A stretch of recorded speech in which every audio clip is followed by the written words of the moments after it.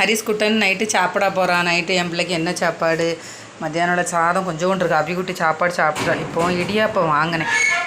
இடியாப்பம் போடவே இல்லைன்னு சொல்லிட்டு இருந்தாலும் இடியாப்பம் வாங்கி குருமா, இடியாப்பக்காரர் வந்தார், அதில் வாங்கினேன். இது வந்து கடலை குருமான்னு நினைக்கேன். அதுவும் இடியாப்பமும் கொஞ்சம் சாதமும் இருக்குது. ஹரிக்குட்டிக்கு நைட்டு சாப்பாடு இதுதான். எடுத்துருவா மக்களை, எடுத்துருவா. சமத்து குட்டி. என் பிள்ளை இவ்வளோ நேரம் பசி பொறுத்திருந்தேன். எனக்கு அர்ஜென்ட் ப்ளவுஸ் இருந்தனால தச்சிட்டு இருந்தேன்.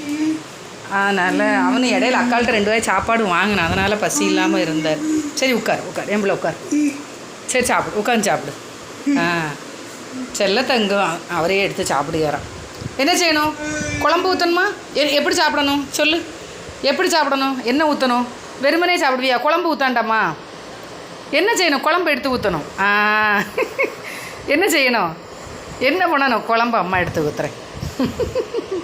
ஐயோ அழகாக கிளதி வச்சுட்டான்.